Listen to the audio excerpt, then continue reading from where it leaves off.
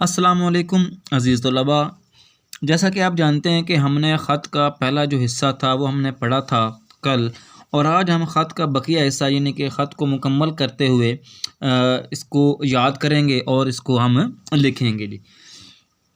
تو میں آپ کو پڑھ کے سنا دیتا ہوں جی خط کا جو دوسرا حصہ ہے جی۔ ابا جان، سچ پوچھئے تو یہ اعزاز میں اپنے اساتذہ اور والدین کے نام موسوم کرتا ہوں۔ موسوم کا مطلب ہے کہ ان کو دیتا ہوں، وقف کرتا ہوں، کہ جن کی محنت اور دعاؤں کے طفیل اللہ نے مجھے اس اعزاز سے نوازا۔ جن کی محنت اور دعاؤں کے طفیل کا مطلب ہوتا ہے ذریعہ۔ طفیل کا مطلب کیا ہوتا ہے؟ ذریعہ۔ مجھے پوزیشن حاصل کرنے پر خوشی بھی ہو رہی ہے، اور ساتھ ساتھ میں یہ بھی سوچ رہا ہوں کہ کامیابی کی سیڑھی پر میرا یہ پہلا قدم ہے۔ اب ایک اور دوڑ جو اس سے بھی مشکل آ رہی ہے، یعنی نہم اور دہم کا امتحان۔ ابا جان، مجھے امید ہے آپ پہلے کی طرح ہر نماز میں میرے لیے کامیابی کی دعاؤں کا سلسلہ جاری رکھیں گے۔ میرا ایمان ہے کہ اصل کامیابی والدین کی دعاؤں کے طفیل ملتی ہے۔ دعاؤں میں یاد رکھیے گا۔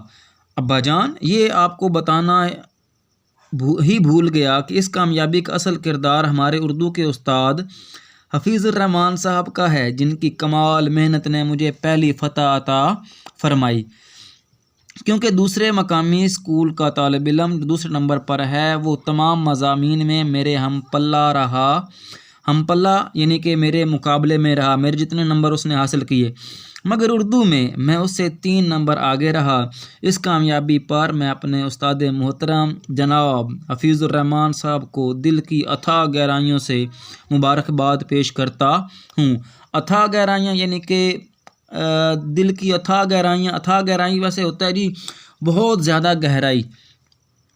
گھر میں تمام اہل خانہ کو اس کامیابی پر مبارکباد ہو۔ چھوٹے بھائی احمد اور چھوٹی بہن بریرہ کو سلام۔ والسلام، آپ کا بیٹا الف بے جیم۔ یہ نیچے دیکھ لیں جی، الف جس طرح لکھا ہوا ہے یہ مرکب حالت میں لکھا ہوا ہے۔ آپ نے اس طرح الف کو نہیں لکھنا، بلکہ آپ سمپل جس طرح یہ الف ہوتا ہے حروف تہجی میں، آپ نے اس طرح الف کو لکھنا ہے۔ یہ جو الف لکھا ہوا ہے یہ غلط لکھا ہوا ہے، یہ مرکب حالت میں لکھا ہوا ہے، تو آپ نے مرکب حالت میں نہیں لکھنا، بلکہ جس طرح بے لکھا ہوا ہے اس طرح پیچھے آپ نے الف لکھ دینا ہے جی۔ خط کو اچھے سے یاد کیجیے گا۔ 5 نمبر کا خط یہ ہمارے پیپرز میں آئے گا جی، بورڈ کے پیپرز میں ہو، اسکول کے پیپر جو ہوں گے آپ کے ان چھٹیوں کے بعد، تو ان کو یاد اچھے سے کیجیے گا اور لکھیے گا بھی صحیح۔